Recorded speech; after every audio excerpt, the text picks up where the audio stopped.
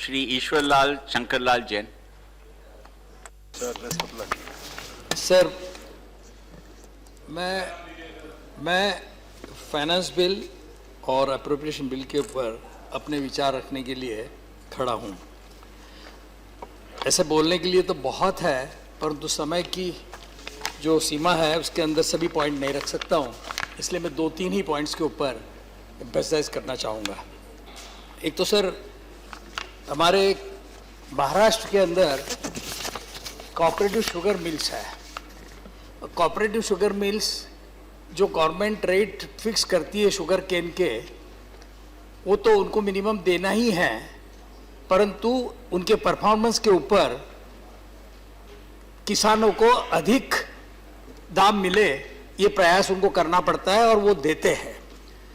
अभी आपने जो इनकम टैक्स के अंदर अमेंडमेंट लाए हैं, उसकी वजह से कुछ दिक्कतें हो रही है कि जो ज़्यादा सा पैसा वो देंगे वो टैक्सेबल इनकम गिना जाएगा। अब एक्चुअल में वो टैक्सेबल इनकम गिनी जाएगी और इसलिए उनको नोटिसेस भी दी गई है। मैंने पेपर के अंदर सुना पढ़ा है कि आप उसके अंदर अमेंडमेंट ला रहे हो, परंतु ये अमेंडमेंट के अंदर भी और सुझाव मैं देना चाहूँगा। उसमें गवर्नमेंट की जो व्याख्या आपने की है, विच गवर्नमेंट जो फिक्स करेगी वो प्राइस वो मान्य करे। गवर्नमेंट, सेंट्रल गवर्नमेंट फिक्स करती है, उसके बाद में स्टेट गवर्नमेंट भी करती है, या तो स्टेट गवर्नमेंट कमिटी बनाती है और वो कमिटी जो रेम्युनेटिव प्राइस उनको देनी है उनके खर्चे के ऊपर आधारित वो प्राइस गवर्नमेंट उनको देने के लिए कहती है।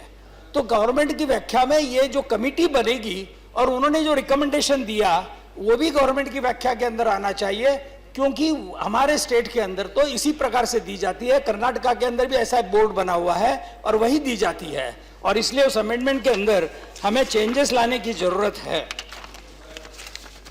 रूल 36(1) जो है उसके अंदर आप लाने का तो सोच रहे, पर 37 के अंदर भी आपको चेंजेस लाने पड़ेंगे, और इस फ्लेक्सिबिलिटी उसके अंदर नहीं रखेंगे तो किसानों को हम किसानों के साथ में, और उनकी जो शुगर फैक्ट्रीज है वही तो उसके ओनर है, वो शुगर फैक्ट्रीज के साथ में अन्याय होगा। प्राइवेट ओनर्स के साथ में वो कॉम्पीट नहीं कर सकेंगे। प्राइवेट ओनर्स तो जो भी रेट देंगे उसका एक्सपेंडिचर अलाउ होगा और इन लोगों को डिसअलाउ होगा, तो ये उनके साथ में कॉम्पीट नहीं कर सकेंगे, तो उनको शुगर केन भी नहीं मिल सकेगी। और इसलिए इसके ऊपर थोड़ा विचार करने की बहुत जरूरत है। ये एक पॉइंट मैं फाइनेंस मिनिस्टर की तरफ से अपेक्षा करूंगा कि इसके ऊपर ध्यान दिया जाए। सर, दूसरा एक एक्सपेंडिचर के लिए 1 लाख रुपए के ऊपर जो भी आप एक्सपेंडिचर करेंगे तो दुकानदार को पैन कार्ड उनसे लेना होगा। हमारी यूपीए की गवर्नमेंट थी, उस समय उन्होंने ज्वेलरी के लिए 5 लाख की मर्यादा रखी थी और प्राइमरी गोल्ड के लिए 2 लाख की रखी थी। सर, ब्लैक मनी के लिए ये आप कानून ला रहे हैं, बहुत अच्छी बात है, परंतु ब्लैक मनी प्राइमरी के अंदर इन्वेस्ट हो सकता है, क्योंकि उसको बेचते समय उसमें कोई लॉस नहीं आएगा ज्यादा, परंतु अगर ऑर्नामेंट्स कोई खरीदेगा तो उसको 20% कम से कम अधिक इन्वेस्टमेंट करनी पड़ेगी। एक तो वेस्टेज जाएगी, दूसरी मेकिंग चार्जेस जाएंगे, और फिर लॉसेस उसको जो आएंगे वो 20% से ज्यादा आएंगे, और इसलिए उसमें ब्लैक मनी नहीं रखा जाता।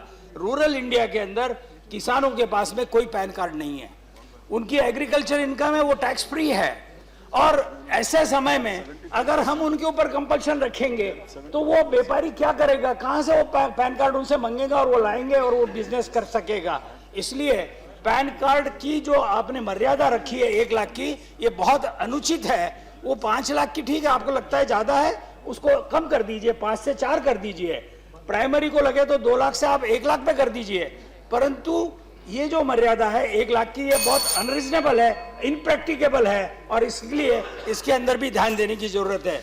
सर, यहाँ पर जो पॉइंट और उठा कि आपने 32% से स्टेट गवर्नमेंट को 42% दे दिया आप, उसका बहुत ज्यादा एडवर्टीजमेंट भी हो रही है और कह रहे हैं कि हमने ऐसा कर दिया वैसा कर दिया। मैं एक ही रिक्वेस्ट करना चाहूंगा सरकार से कि इसके ऊपर श्वेत पत्र निकाला जाए, और उस श्वेत पत्र के अंदर यह दिखा दिया जाए कि डिपार्टमेंट वाइज हमने कितने कट्स किए हैं एलोकेशन के अंदर, और अल्टीमेटली जो 10% हम ज्यादा दिया उसके अंदर स्टेट्स को ज्यादा मिला है या कम मिला है, मैं सर आपके सामने एक ही उदाहरण के तौर के ऊपर रखना चाहूंगा, महिला और बाल कल्याण। सर महिला और बाल कल्याण के इसके अंदर सर इंपॉर्टेंट पॉइंट है, मिड डे मील के अंदर सर 3965 रुपया था, इस साल में रखा गया है 2771 रुपया। सबला के लिए 700 रुपए थे, सिर्फ 10 करोड़ रुपया रखा गया है।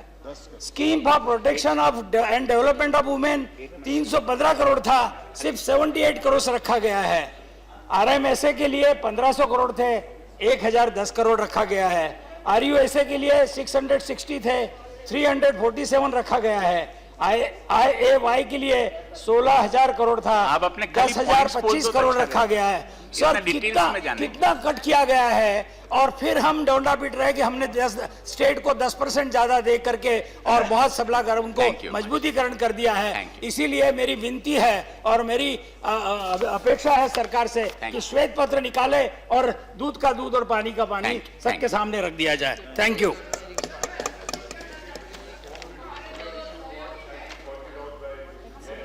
It's a very serious issue. It affects all because, as he rightly said, the owner of the cooperatives is the farmer himself, and therefore to tax the cooperative sugar factory would really be actually unfair, unjust, and something has to be done. Anyway, the sugar industry is in doldrums. You are aware of that, but please take this point very seriously. It needs immediate remedial action because tax notices have been issued across the board, and this needs to be rectified immediately. And this cuts across party lines. All party leaders are associated with sugar factories. It's across the country, and I think this issue needs urgent attention. से बहुत ज्वलंत प्रश्न है, और महाराष्ट्र में cooperative sugar factory का income tax का मसला बहुत सालों से चल रहा है। इसके लिए हम सब प्रयत्नशील हैं, इसलिए इनकम टैक्स से उसमें एग्जाम किया जाए, और शुगर केन की जो प्राइस है वो लोगों को, किसानों के घर में जाने वाली है, उनको वो मिली जाए। Thank you.